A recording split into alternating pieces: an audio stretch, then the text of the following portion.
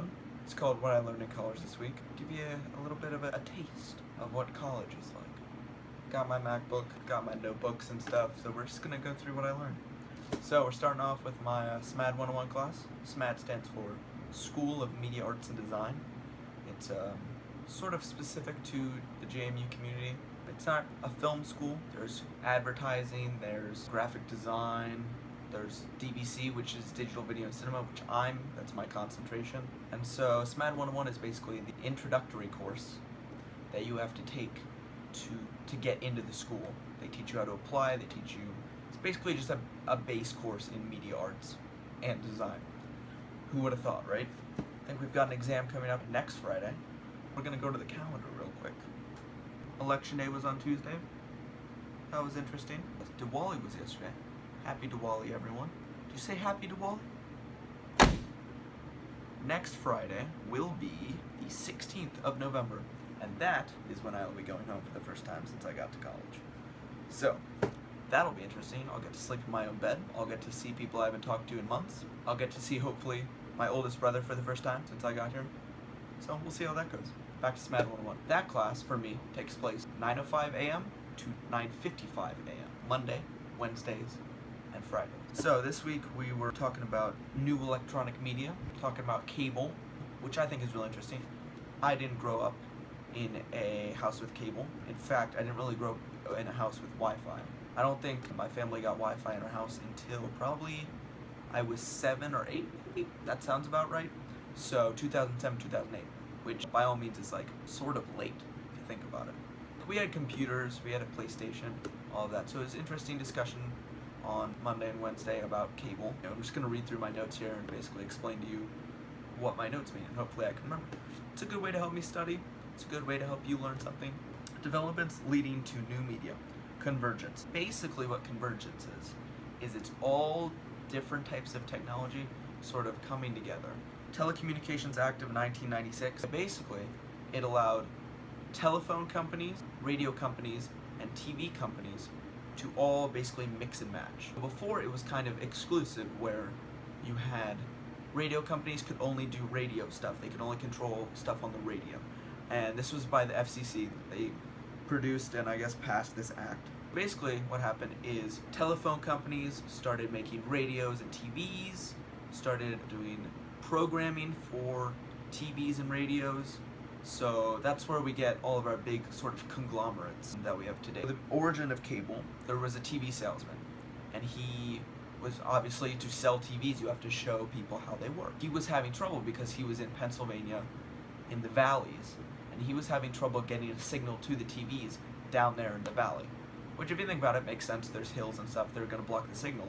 His solution was to go to a tower that was receiving the TV signal and run a cable from that tower all the way down to the TV, so that there was basically hardwiring in the TV. He could have access to this signal anywhere in the valley without having to worry about whether or not he was getting channels, I guess, getting the frequency from the broadcaster.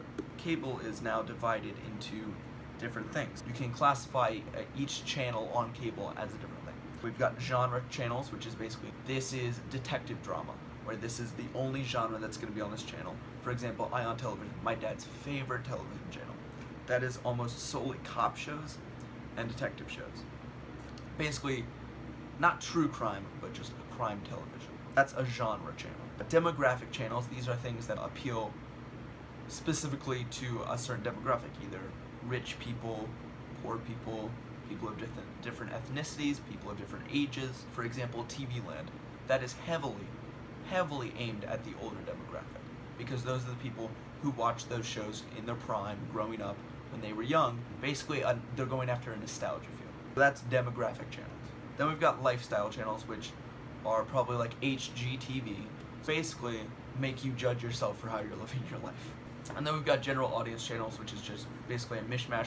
They're just trying to get as many people to watch as possible. Alright, that's all for SMAD 101. So we're going to move on to SMAD 150. SMAD 150. SMAD 150 is a general education class at JMU. It is a critical thinking course about communication. very closely related to my SMAD 101 class. It's mediated communication. So basically what it's talking about is media literacy. That is the big point that they've hit basically every time I've been to that class. That class takes place on Mondays and Wednesdays. Mondays it takes place 3:35 to 4:50, and then on Wednesdays it takes place from 4 o'clock to 5:15. We had an exam on Monday, so I got out of that class a little bit early. We didn't learn anything, we were just testing our knowledge. Wednesday, we didn't do a whole lot. We worked in our groups a little bit. We've got a group presentation coming up after Thanksgiving break for my group. And so a group presented on Wednesday. Their presentation was on social media. Their presentation was focused heavily on cyberbullying. And to me, cyberbullying is, on one hand, really interesting, but it's really hard to do research on and learn about because it's honestly horrible.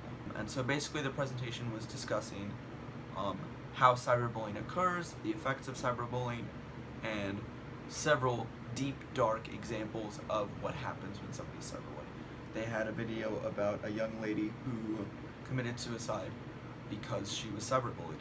And the fact that you can post something online and basically kill someone and not be held accountable for that is ridiculous. Obviously you can post anything online, but that's no reason to post anything online. Obviously you hear stories all the time on the news.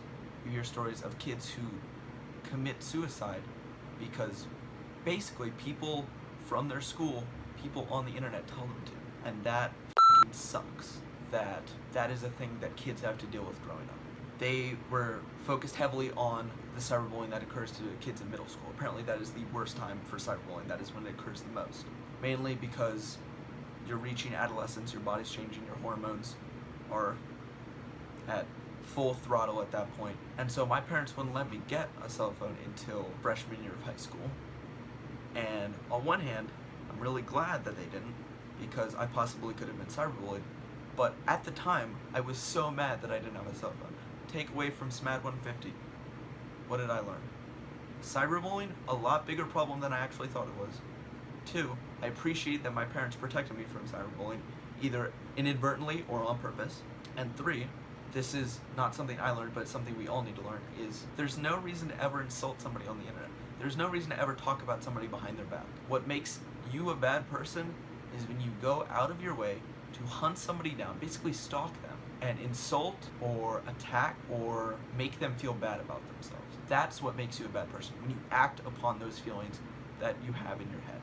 As soon as an insult comes out of your mouth, as soon as you give somebody a dirty look, as soon as you post something on Twitter, Instagram, Snapchat that demeans or insults somebody else, that's when you become a bad person. Can you be a good person?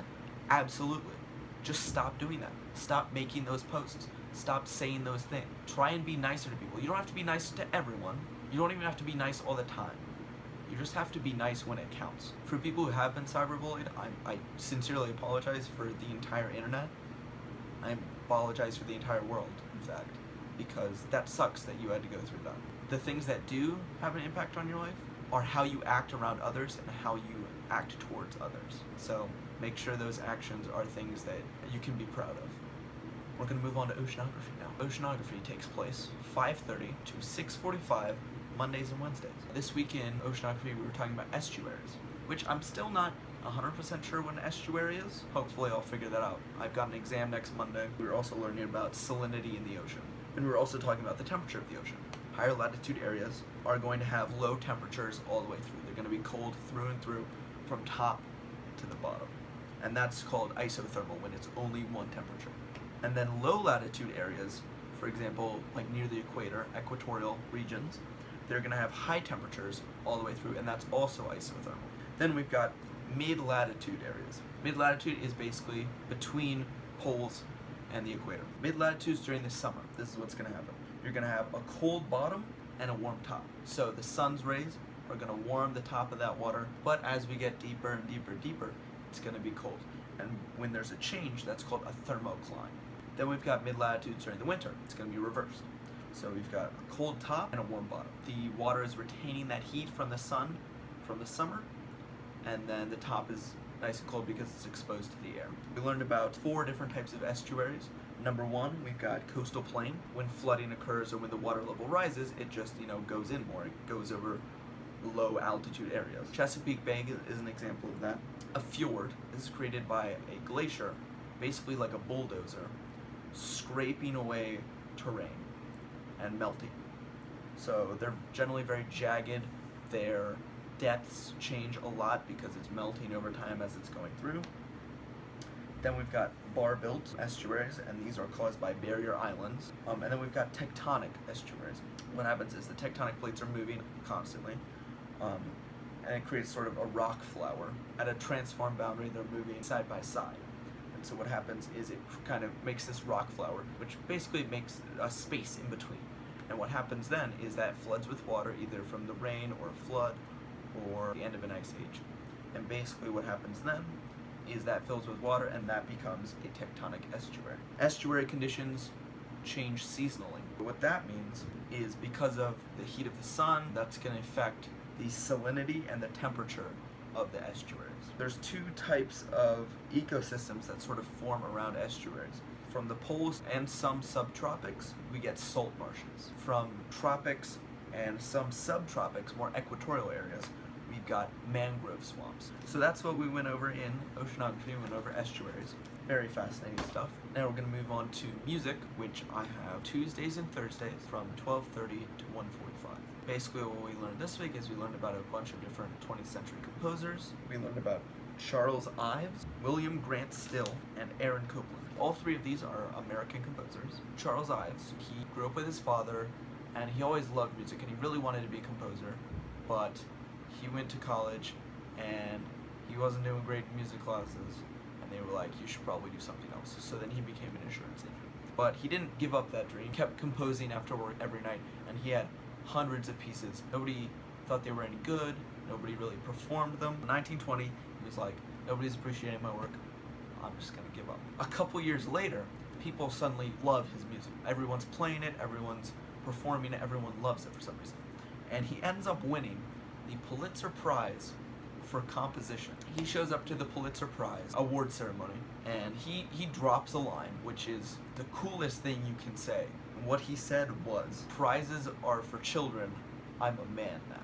To show up to a Pulitzer Prize award ceremony, to go accept your award and say that, if there was a microphone there, he probably dropped the mic. I'm gonna have the description, I'm gonna put a link for all 3 of these composers, an example of their music. Next is William Grant Still. He grew up, he loved opera, he loved symphony, and he really wanted to write these. He was African American, so obviously he didn't have the same opportunities in that time period around the 1900s. He didn't have the same opportunities that probably a white person would have. He was the first African American to have a symphony that he wrote performed by a major orchestra. He was also the first African American to ever compose a completely white orchestra, and he was also the first African American to have his opera performed by a major opera company.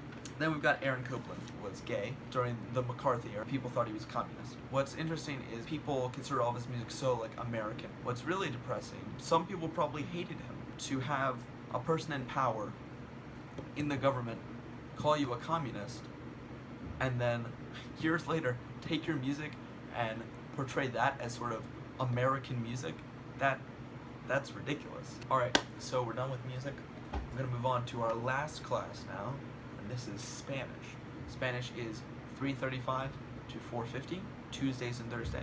This week in Spanish, on Tuesday we learned about mandatos, which is how to order people to do things. So when your mom says go clean your room, we learn how to say that in Spanish. And it's a specific conjugation, there's a specific way you change a verb in Spanish to order somebody to do that. We learned about comparisons.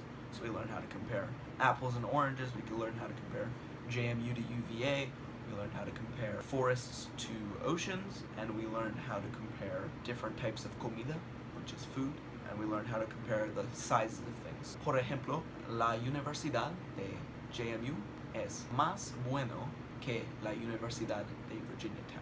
So that's what I learned in college this week. I hope you enjoyed me talking about that. I hope you learned something. If you liked it, tell other people that you liked it. Tell me that you liked it. I'm on social media and stuff. You can find me. I believe in you. If you have any questions for me, either like find me on social media like I just said, or put them in the comments, or look them up. I'll see all of you in class next week.